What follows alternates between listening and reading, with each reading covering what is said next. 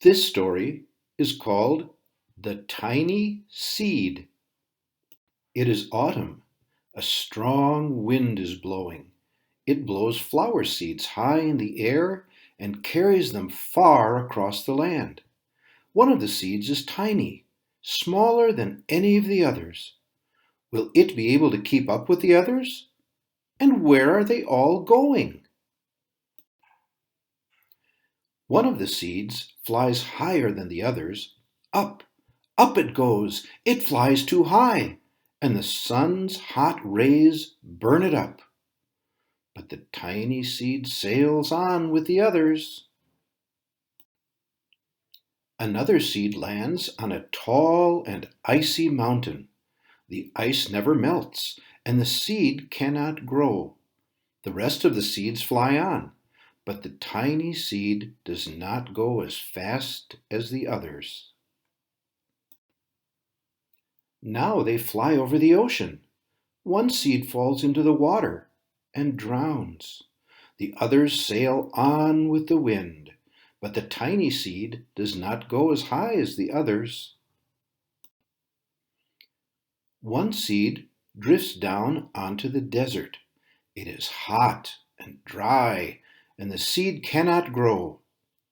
Now the tiny seed is flying very low, but the wind pushes it on with the others. Finally, the wind stops, and the seeds fall gently down on the ground. A bird comes by and eats one seed. The tiny seed is not eaten. It is so small that the bird does not see it. Now it is winter. After their long trip, the seeds settle down. They look just as if they are going to sleep in the earth. Snow falls and covers them like a soft white blanket. A hungry mouse that also lives in the ground eats a seed for his lunch. But the tiny seed lies very still, and the mouse does not see it. Now it is spring. After a few months, the snow has melted. It is really spring. Birds fly by, the sun shines, rain falls. The seeds grow so round and full they start to burst open a little. Now they are not seeds anymore. They are plants. First they send roots down into the earth, then their little stems and leaves begin to grow up toward the sun and air. There is another plant that grows much faster than the new little plants. It is a big, fat weed. It takes all the sunlight and rain away from one of the small new plants, and that little plant dies. The tiny seed hasn't begun to grow yet. It will be too late. Hurry! But finally, it too starts to grow into a plant. The warm weather also brings the children out to play. They too have been waiting for the sun and springtime. One child doesn't see the plants as he runs along and, oh, he breaks one. Now it cannot grow anymore. The tiny plant that grew from the tiny seed is growing fast, but its neighbors grow even faster. Before the tiny plant has 3 leaves, the other plant has 7. And look, a bud! And now even a flower. But what is happening? First there are footsteps, then a shadow looms over them, then a hand reaches down and breaks off the flower. A boy has picked the flower to give to a friend. It is summer. Now the tiny plant from the tiny seed is all alone. It grows on and on. It doesn't stop. The sun shines on it and the rain waters it. It has many leaves. It grows taller and taller. It's taller than the people. It's taller than the trees. It's taller than the houses. And now a flower grows on it. People come from far and near to look at this flower. It is the tallest flower they have ever seen. It is a giant flower. All summer long, the birds and bees and butterflies come visiting. They have never seen such a big and beautiful flower. Now it is autumn again. The days grow shorter, the nights grow cooler, and the wind carries yellow and red leaves past the flower. Some petals drop from the giant flower, and they sail along with the bright leaves, over the land and down to the ground. The wind blows harder. The flower has lost almost all of its petals. It sways and bends away from the wind, but the wind grows stronger and shakes the flower. Once more, the wind shakes the flower, and this time the flower's seed pod opens. Out comes many tiny seeds that quickly sail far away on the wind. And now, time for a new book. This story is called Are You My Mother? A mother bird sat on her egg. The egg jumped. Uh-oh, said the mother bird. My baby will be here. He will want to eat. I must get something for my baby bird to eat, she said. I will be back. So away she went. The egg jumped. It jumped and jumped and jumped. Out came the baby bird. Where is my mother? He said. He looked for her. He looked up. He did not see her. He looked down. He did not see her. I will go and look for her, he said. So away he went. Down out of the tree he went. Down, down, down. It was a long way down. The baby bird could not fly. He could not fly, but he could walk. Now I will go find my mother, he said. He did not know what his mother looked like. He went right by her. He did not see her. He came to a kitten. Are you my mother? He said to the kitten. The kitten just looked and looked. It did not say a thing. The kitten was not his mother, so he went on. Then he came to a hen. Are you my mother? He said to the hen. Bawk! No, said the hen. The kitten was not his mother. The hen was not his mother. So the baby bird went on.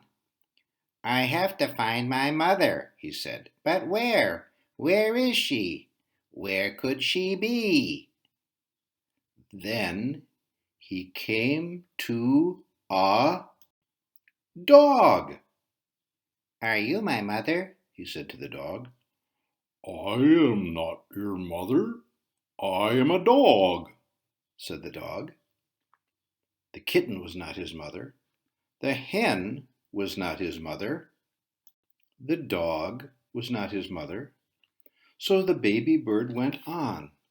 Now he came to a cow. Are you my mother? He said to the cow. How could I be your mother? Said the cow. I am a cow. The kitten and the hen were not his mother. The dog and the cow were not his mother. Did he have a mother? I did have a mother, said the baby bird. I know I did. I have to find her. I will. I will. Now the baby bird did not walk. He ran. Then he saw a car. Could that old thing be his mother? No, it could not. The baby bird did not stop. He ran on and on. Now he looked way, way down. There he saw a boat.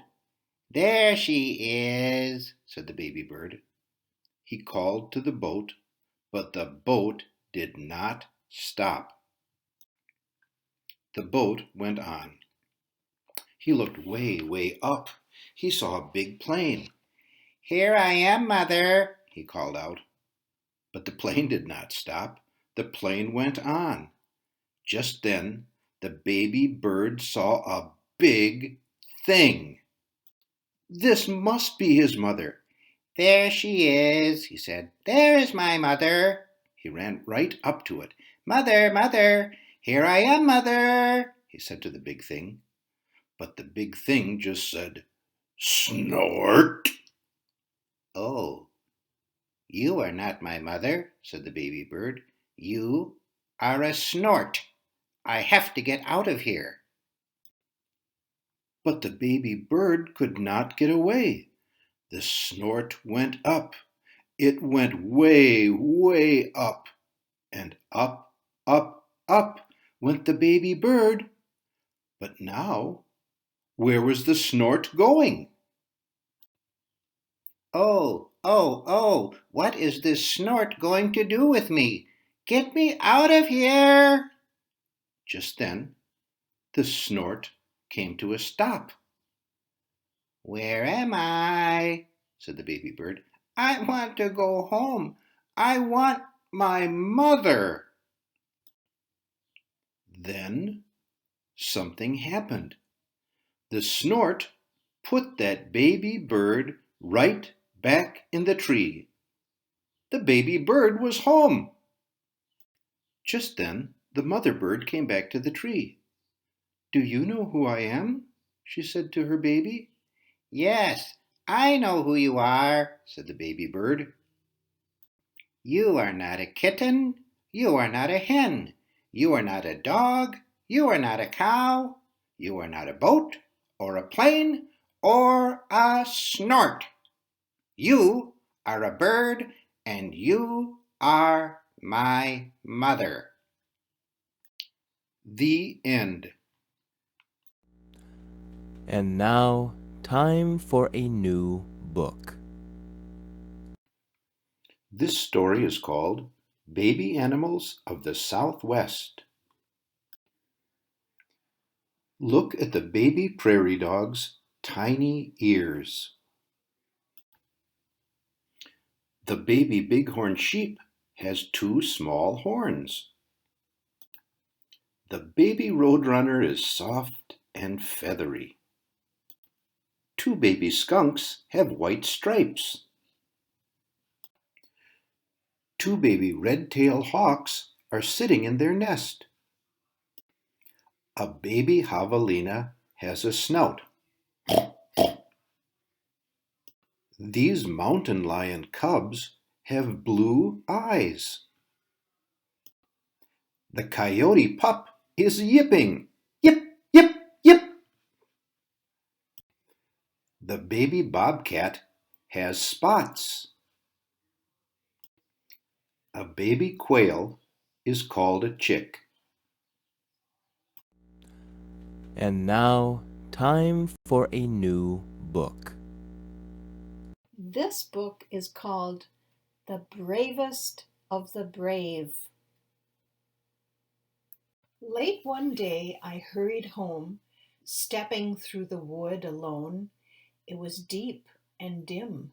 I could barely see, but I thought brave thoughts to comfort me. Then, in the shadows, quietly, one masked face stared right at me. So I sang my song as surely as I could, and off raced the robber through the deep, dark wood. Then, floating from a spooky tree, two gruff voices startled me. So I ruffed my fur as fully as I could, and away howled ghosts through the deep, dark wood. Then, slipping low so silently, three silk nets dropped over me. So I danced my dance as wildly as I could, and back tramped the trappers through the deep dark wood. Then, pricking hard and angrily, 4 long fingers poked at me. So I stomped my stomp as loudly as I could, and away scurried witches through the deep dark wood.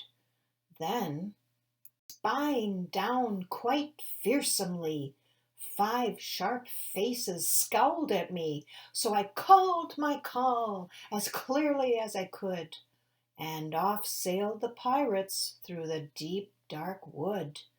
Then, from the darkness, suddenly 6 strong arms all groped for me.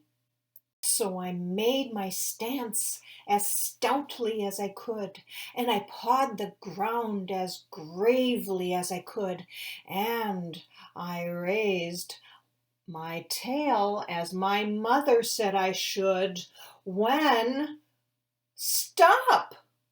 Squinting hard so I could see, there they were, my family. So they brought me home as quickly as they could, right here to our party in the deep dark wood. Then, telling tales of bravery, 7 times they heard from me, for I stood up tall as boldly as I could, and I scared all my friends in the deep dark wood. Then, flashing round so cheerily, 8 bright lights encircled me, so I laughed out loud as gaily as I could, and we lit the night up in the deep dark wood. Then, snuggled close by my family, 9 big hugs they gave to me, so they tucked me in as gently as they could, and I nestled safely in my deep dark wood. Shh. Way up high, the sky is deep. 10 stars twinkle while I sleep. They are keeping watch, beaming peacefully for the bravest of the brave, and that is me. The end. And now, time for a new book. This story is called Chicken Big. On a teeny little farm, in an itty-bitty coop, a very small hen laid a big, humongous egg. The egg began to shake. The egg began to quake. Bawk! Out popped a big, humongous chick. What is it?" crowed the little rooster. "It's big," clucked the small chicken. "It's enormous," clucked the smaller chicken. "It's an elephant," peeped the smallest chicken. She was not the sharpest beak in the flock.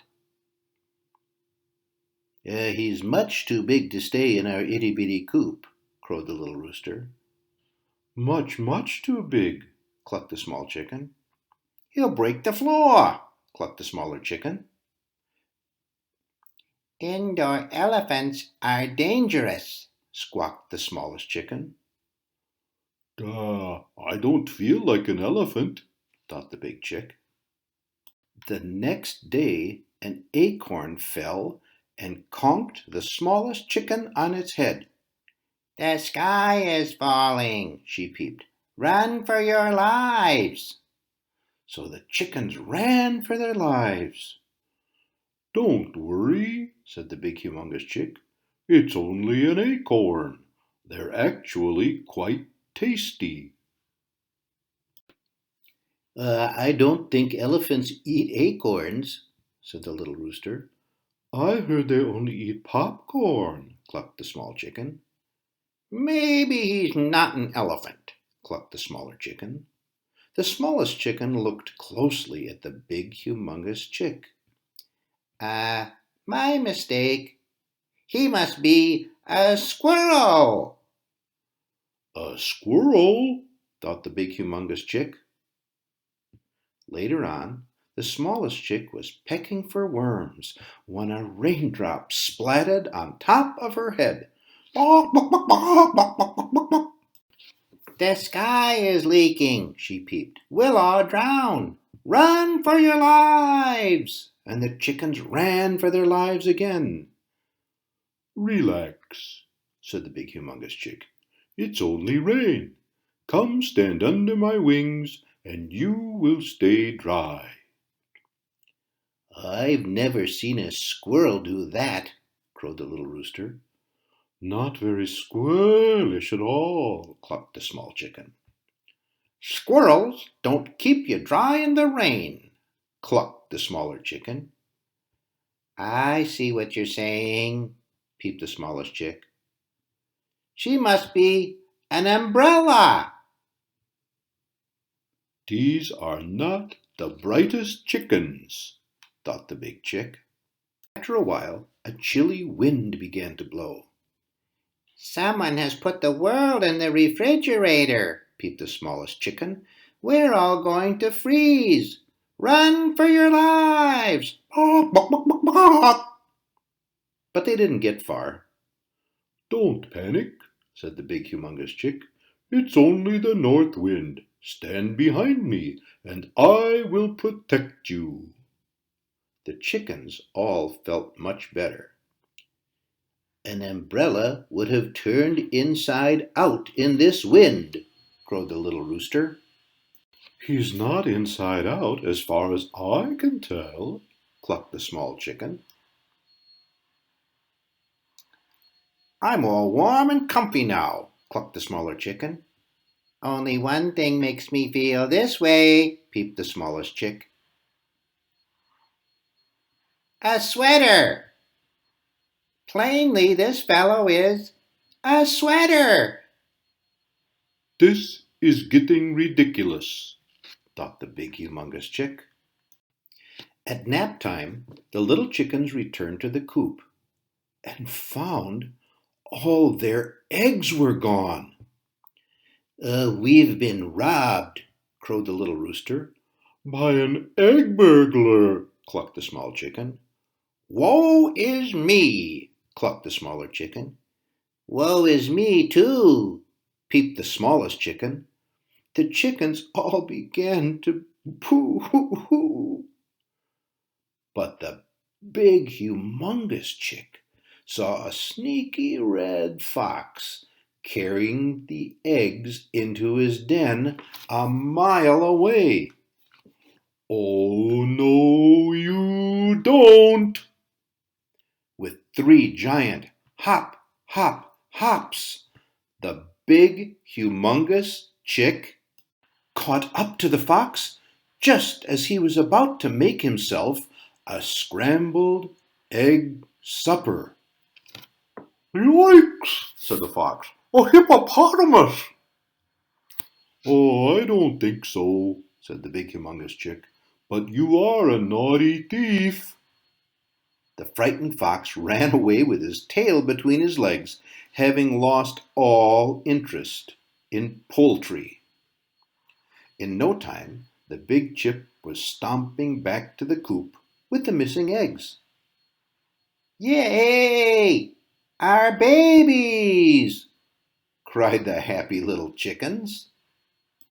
Our hero! They all clucked. I knew it all along, crowed the little rooster. He's no elephant. He is definitely not a squirrel, clucked the small chicken. He's surely no umbrella, clucked the smaller chicken. He couldn't be a sweater, peeped the smallest chicken. Only one thing could be so smart, so kind, so warm, and so brave. A cow. No, shouted the others. He's a chicken. The big, humongous chick was thrilled to find out that he was a chicken after all. Oh, thank goodness, he said. Now I can move back into the coop. But we'll have to make room. Actually, it's a rather small coop, crowed the rooster. It's itty bitty, clucked the small chicken. Teensy weensy, Clucked the smaller chicken. but we'll make room. Peeped the smallest chicken. Yeah, he still sounds like an elephant.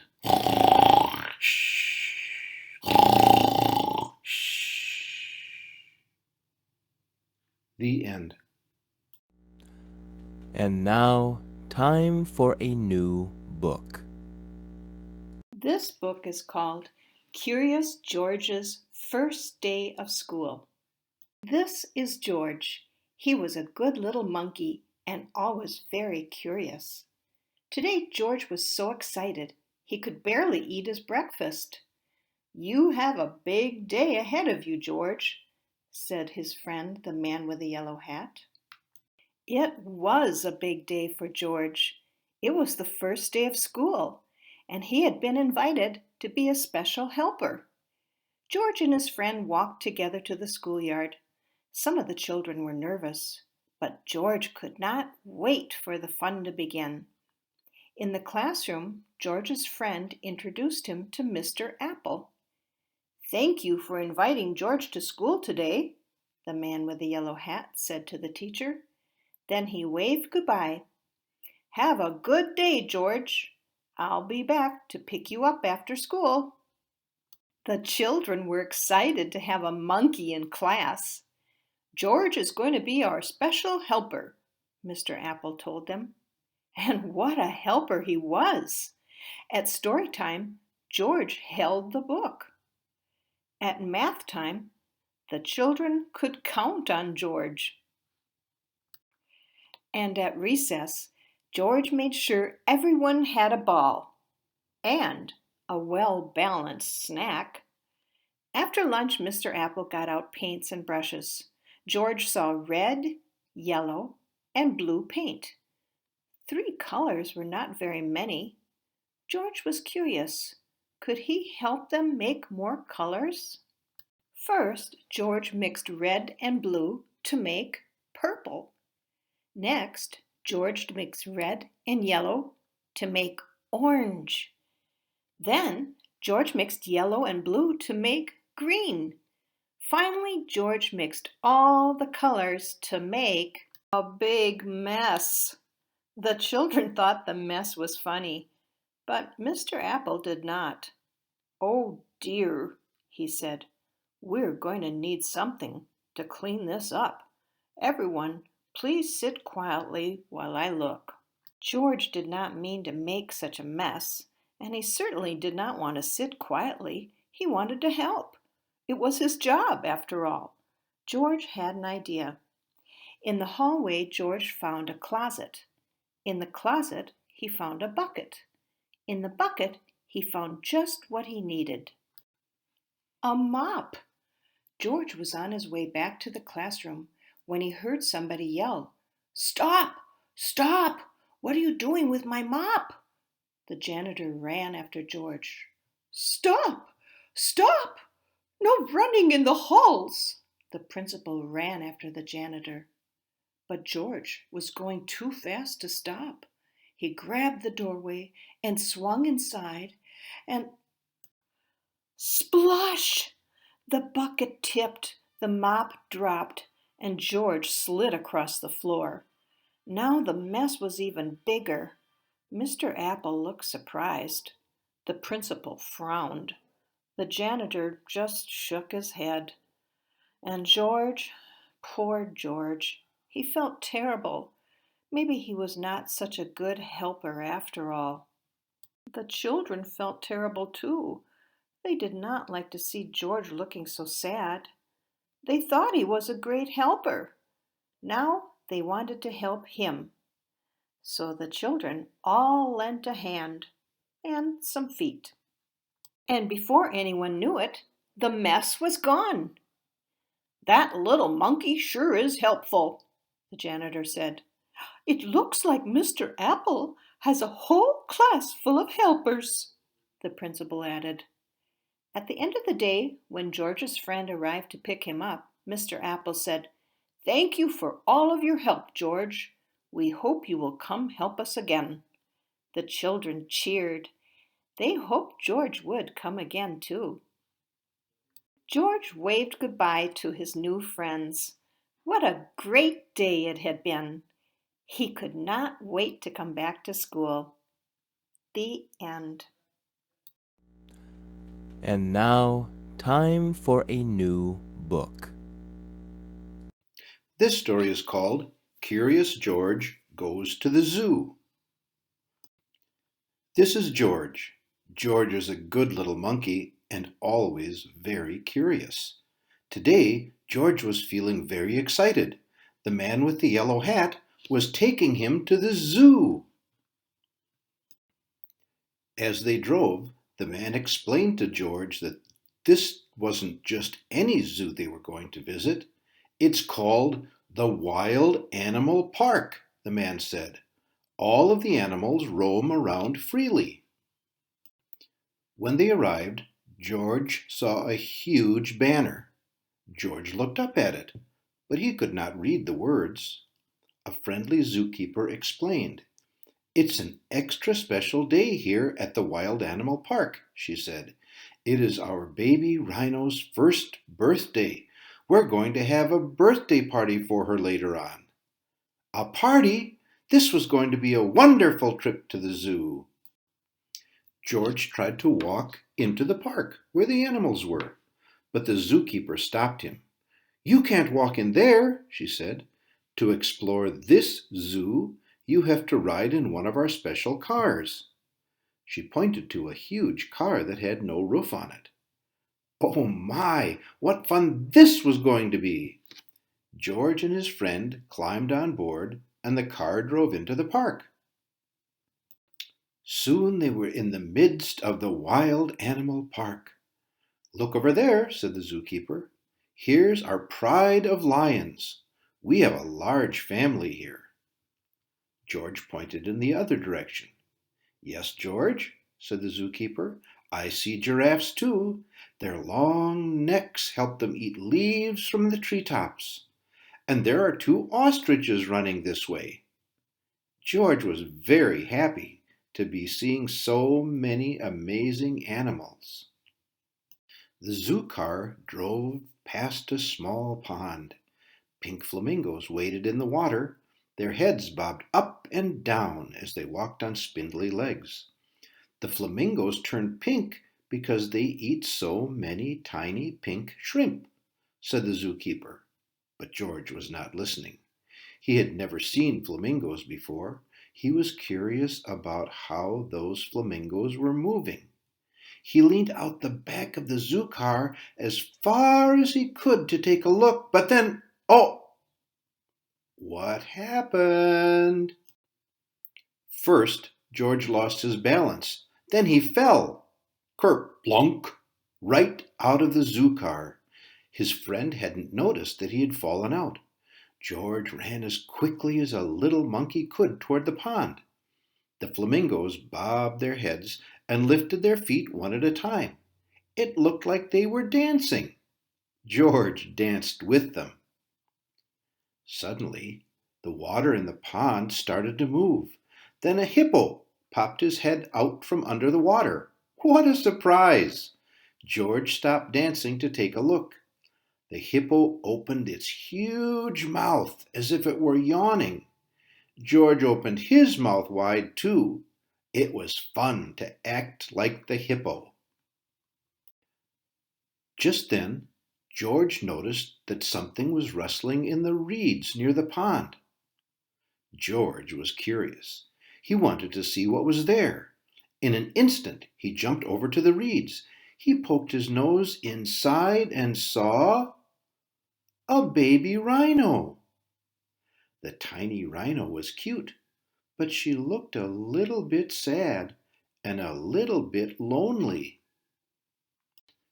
George wanted to make that baby rhino feel happy again. He thought and thought.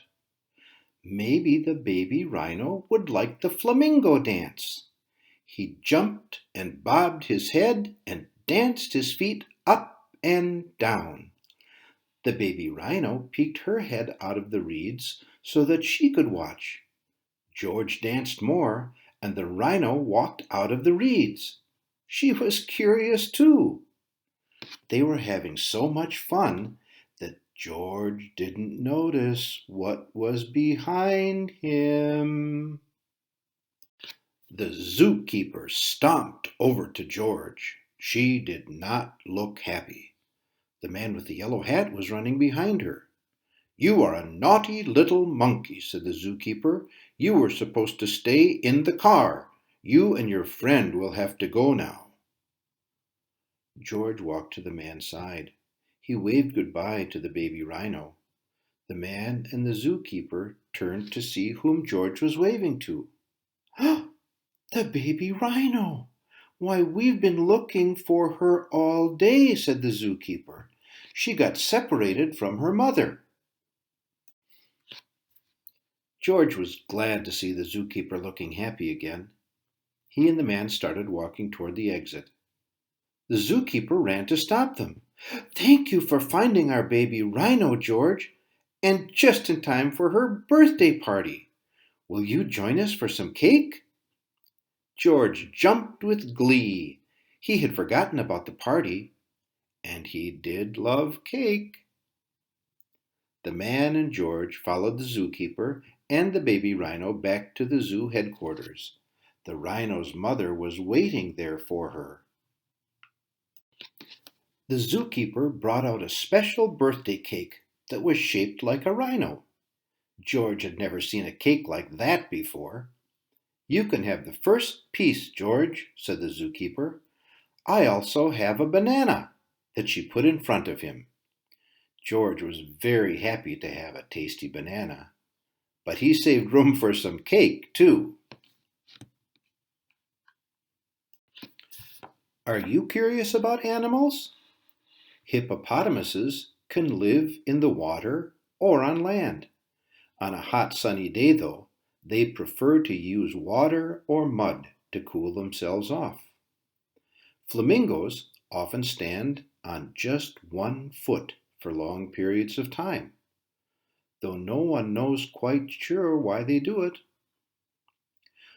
Giraffes are the tallest of all land animals. Their long legs and necks help them grab and eat leaves from high up in the trees. Lions live in large families called prides. They are fierce predators with canine teeth more than 3 inches long. Ostriches are the largest of all the bird species.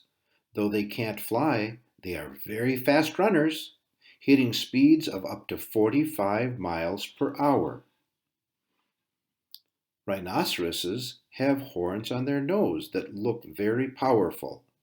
The horns are made of material similar to fingernails. Like fingernails, they can grow back if cut. And now, time for a new book. This story is called Dad's First Day. This is Oliver, and this is Oliver's dad. All summer they played together, laughed together, sang together, and read together. When summer was over, it was time for Oliver to start school. "Are you ready for school?" "Yes." The night before school started, Oliver and his dad got ready. "Yum! Yum! Ar, matey! On guard!" "Perfect! Perfect!" On the first day of school, Oliver's dad didn't feel good. "My tummy hurts." "It's okay, Dad. You're just a little nervous." "Come on, let's go. We don't want to be late for the first day of school." But Oliver's dad had a few things he needed to get done before they left. "Daddy, what are you doing? We need to go now." So Oliver's dad hid behind the couch. Oliver found him. He hid inside the closet. Oliver found him. He hid outside. "Daddy!" Oliver found him and dragged him to the car. Oliver's dad drove very slowly. "You're probably going to really miss me when you're at school, Oliver." "Sure, Daddy." When they got to school, Oliver ran to his classroom and met his teacher. "So nice to meet you, Oliver." "My tummy really hurts." Then it was time to say goodbye. "Bye, Daddy." "Daddy? Daddy? Daddy?" The teacher walked Oliver's dad outside. "Bye, Daddy." Oliver's dad drove home. He couldn't stop thinking about Oliver. He worried about Oliver. He missed Oliver, and his tummy really, really hurt. Then he realized, "I'm not ready for school." Oliver's dad drove back to the school. He ran to the classroom, and just before he opened the door, he stopped. He couldn't believe what he saw. Oliver was playing. He was laughing. He was singing and reading. Oliver's dad smiled. Oliver and his dad were ready for school. After the first day of school, they celebrated until their tummies hurt. "Good job, Daddy." The end. And now, time for a new book. This story is called The Elves and the Shoemaker. My Grandpa Joe told me a story. This is the story that his grandpa told him. You must use your imagination. There was once a shoemaker. He lived with his wife in a little old house. They were very poor. One night, there was no leather left to make any more shoes. The shoemaker and his wife went to bed sad and hungry. The next morning, the shoemaker woke up and went to the shed. There he found a shiny new pair of shoes. "Where did these shoes come from?" asked his wife. "I don't know," the shoemaker answered. "They are a surprise to me." A man passed by the house and bought the shoes. That night, the shoemaker and his wife ate well. They went to bed happy. The next morning, the shoemaker went to the shed. He saw 2 pairs of beautiful, shiny shoes. "Where did these shoes come from?" asked his wife.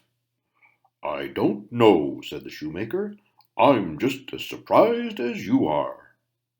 A woman passed by the house and bought both pairs of shoes. She paid a very good price. The shoemaker and his wife ate well that night. Again, they went to bed very happy. On the third night, the shoemaker and his wife did not sleep at all.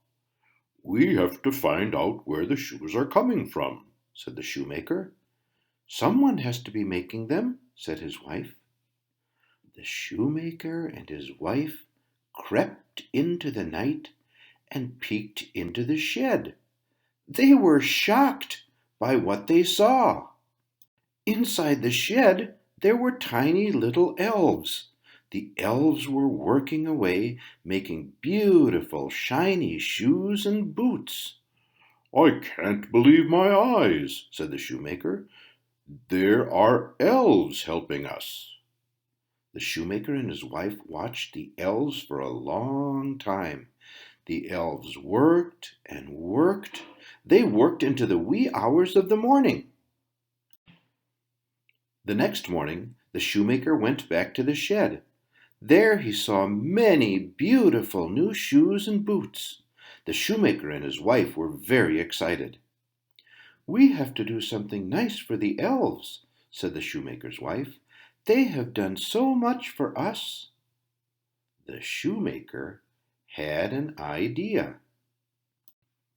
The shoemaker and his wife worked all day to make new clothes for the elves. It is just the right size for the elves, said the shoemaker's wife. That night, the little elves came to the shed again. They saw the beautiful tiny clothes. The elves were very happy. They put on their new clothes and sang and danced all night. The shoemaker and his wife did not need any more help, so the two little elves went to help others. That is the story Grandpa Joe told me. That is the story his grandpa told him. This is the story that you will tell. Remember to use your imagination. The end. And now, time for a new book.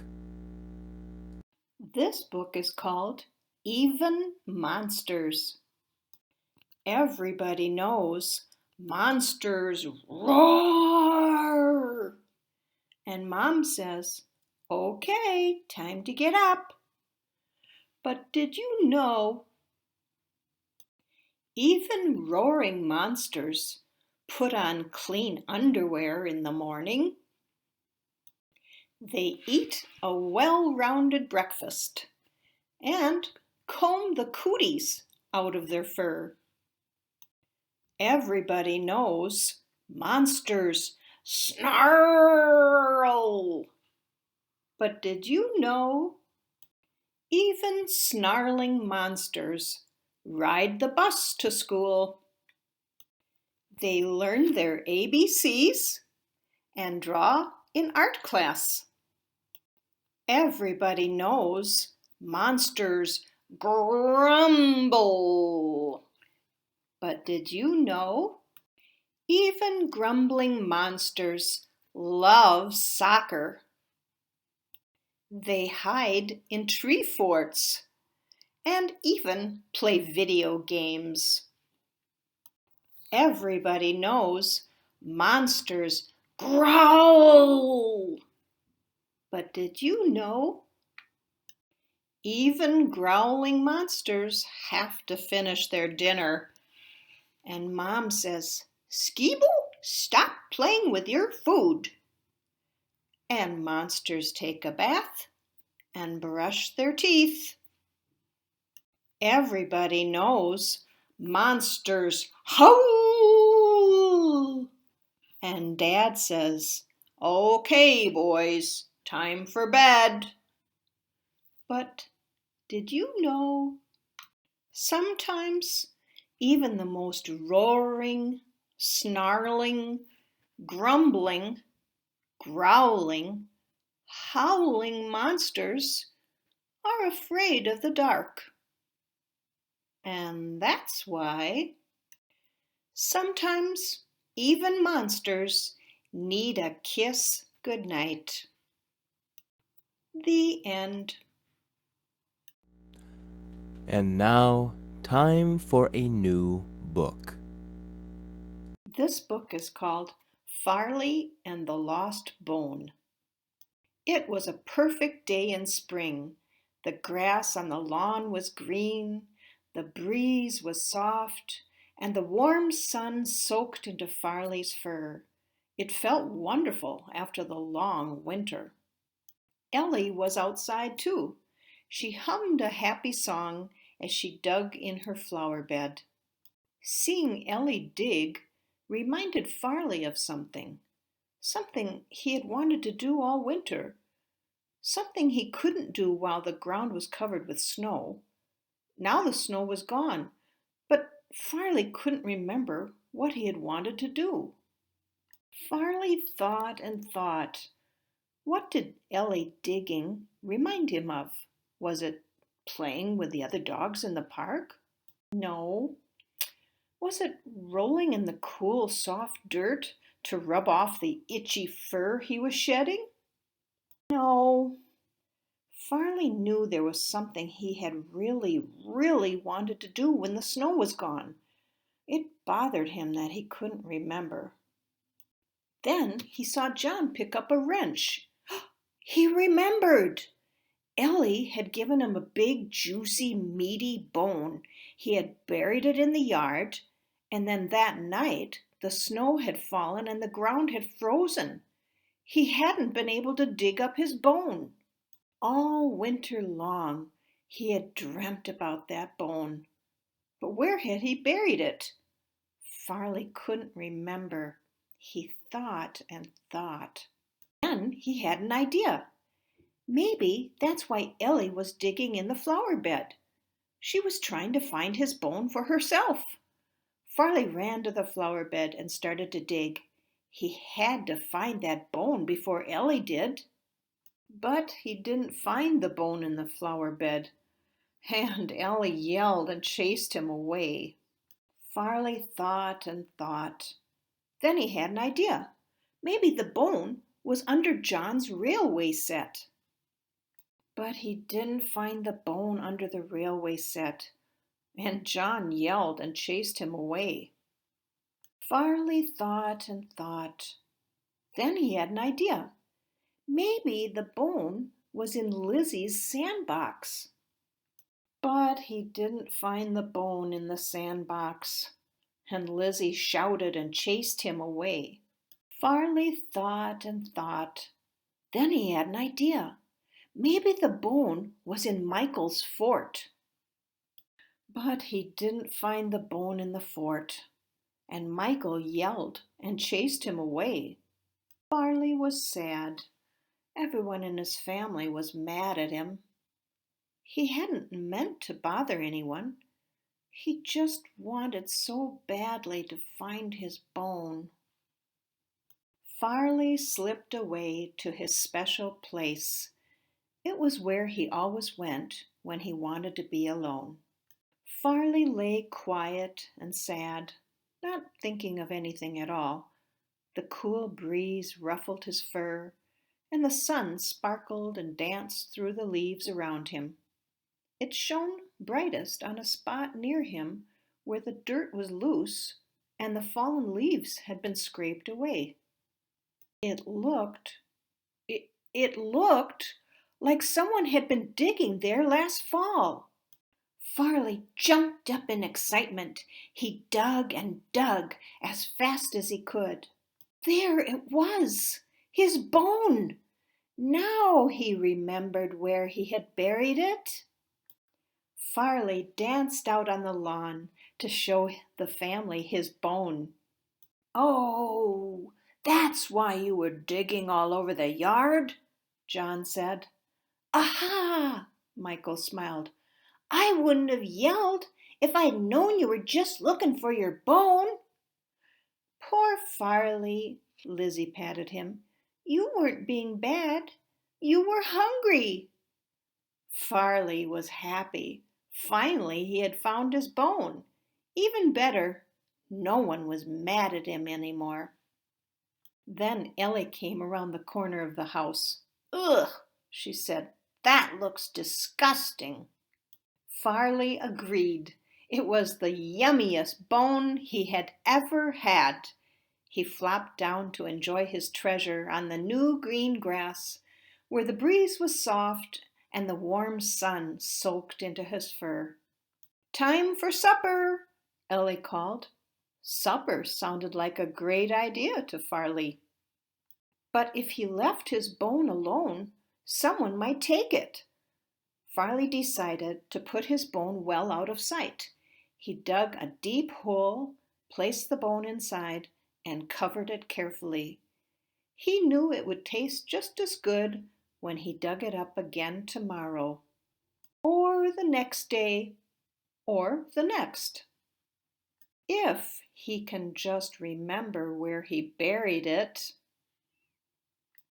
The end. And now, time for a new book. This story is called Franklin and the Thunderstorm. Franklin could count by twos and tie his shoes. He could name the months of the year and all the seasons. He could read the thermometer, and he checked the barometer every day. Franklin worried about the weather because he was afraid of storms. One day, Franklin was supposed to play at Fox's house, but the sky was getting dark and the clouds were thick. Maybe I shouldn't go, Franklin said to his mother. She looked out the window. It probably won't rain until later, she said. You have time to get to Fox's. Franklin put on his boots and took the umbrella. As Franklin hurried to Fox's house, he kept looking at the sky. The clouds moved quickly, and wind swirled dirt in the air. Franklin felt all jumpy inside. Fox was playing outside when Franklin arrived. Franklin pointed nervously to the sky. I think we should go inside, don't you? He asked. Not yet, Fox grinned. I love watching the clouds move and feeling the wind blow. It's exciting. Oh, I think it's scary, said Franklin. Beaver, Snail, and Hawk came over to play too. My fur feels funny when it's about to storm, said Fox. My feathers get all ruffled, said Hawk. Beaver sniffed. I can smell a storm coming. The wind became stronger. Hawk flew loop-the-loops. Whee! He cried. Franklin held onto his hat and shivered. It was almost as dark as night when big fat raindrops began to fall. We should go in, shouted Franklin. No, said Fox. Follow me. They raced to the tree house where it was dry. Fox, called his mother, time for everyone to come in. It's all right, Fox shouted back. We're in the tree. Fox's mother was there in a second. It's dangerous to be near a tree during a storm, she said. Lightning strikes tall things first, and you might get hurt. Franklin held on to Fox's mother all the way from the tree to the house. They were barely in the door when there was a flash of zigzag light. Lightning! Shrieked Franklin. He trembled. Kaboom! Thunder! He screamed. It's okay, Franklin, said his friends. We're safe here. But Franklin had crawled deep inside his shell. Fox's mother brought treats, but still Franklin wouldn't come out. Franklin's friends begged him to play, but Franklin stayed put. Then, with a flash and a crash, the lights went out. Don't worry, said Fox's mother. She lit candles and turned on a flashlight. Won't you come out now? She asked Franklin. No, thank you, he mumbled. Don't be afraid, said Hawk. All that noise is just cloud giants playing drums in the sky. Franklin peeked out. Really? He asked. No, it's not, giggled Snail. That noise is coming when the giants go bowling. Franklin came out of his shell. But what about the lightning? That's easy, said Hawk. The cloud giants are turning their lights on and off. Fox smiled. I think it's the giants swinging from their chandeliers. Franklin laughed. Giants? That's ridiculous, said Beaver. Mr. Owl said lightning is a big spark of electricity that travels from the sky to the ground. The spark is so hot that it makes the air around it pop. That's the sound of thunder. Amazing, said Franklin. Franklin felt a little better. He even played flashlight tag with his friends. Soon there was hardly any lightning. The thunder was a low rumble from far away, and the rain stopped. Then the lights went on. Storm's over, said Fox. Let's go outside and play. Look, said Franklin, a rainbow. I know why the storm is over, Franklin said. Those giants heard there's a pot of gold at the end of every rainbow, and they've gone to find it. Even Beaver had to smile. The end. And now, time for a new book. This story is called Frederick. All along the meadow where the cows grazed and the horses ran, there was an old stone wall.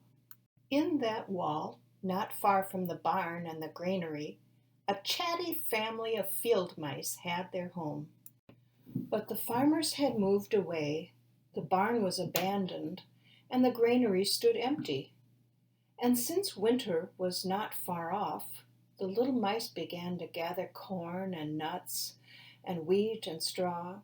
They all worked day and night. All except Frederick. Frederick, why don't you work? They asked. I do work, said Frederick. I gather sun rays for the cold, dark winter days. And when they saw Frederick sitting there, staring at the meadow, they said, And now, Frederick? I gather colors, answered Frederick simply, for winter is gray. And once Frederick seemed half asleep. Are you dreaming, Frederick? They asked reproachfully. But Frederick said, Oh, no, I'm gathering words, for the winter days are long and many, and we'll run out of things to say. The winter days came, and when the first snow fell, the 5 little field mice took to their hideout in the stones. In the beginning, there was lots to eat, and the mice told stories of foolish foxes and silly cats. They were a happy family.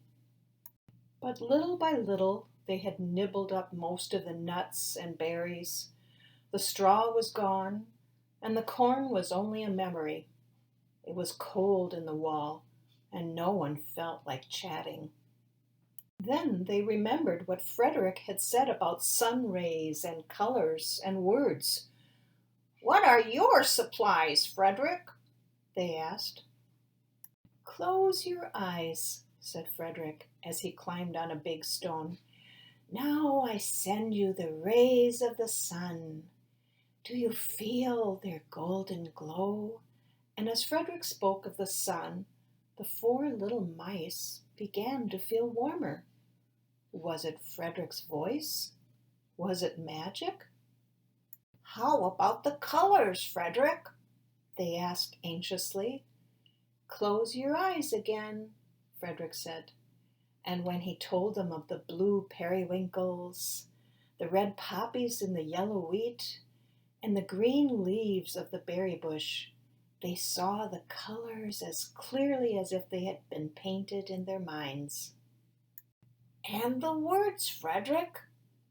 Frederick cleared his throat, waited a moment, and then, as if from a stage, he said, Who scatters snowflakes? Who melts the ice? Who spoils the weather? Who makes it nice? Who grows the 4-leaf clovers in June? Who dims the daylight? Who lights the moon? 4 little field mice who live in the sky, 4 little field mice like you and I. One is the spring mouse who turns on the showers. Then comes the summer who paints in the flowers. The fall mouse is next with walnuts and wheat, and winter is last with cold little feet. Aren't we lucky the seasons are four? Think of a year with one less, or one more. When Frederick had finished, they all applauded. But Frederick, they said, you are a poet. Frederick blushed, took a bow, and said shyly, I know it. The end. And now, time for a new book. The Funny Old Man and the Funny Old Woman. A funny old man and a funny old woman sat by the fire one night. Funny old man, old woman said, I don't know what to do. When I went to the barn to milk the cow, the funny old cow wouldn't moo. The funny old man scratched his head. I know what to do, he said. Take her to town to see Dr. Brown and bring her home in the morning. That's what you do when the cow won't moo. But she's out in the woodshed lying down. How will you take the cow to town and bring her back in the morning? If she can't walk, said the funny old man, I'll push her in the wheelbarrow if I can, then walk her back in the morning. But the goat's asleep in the wheelbarrow. Where shall I put the goat?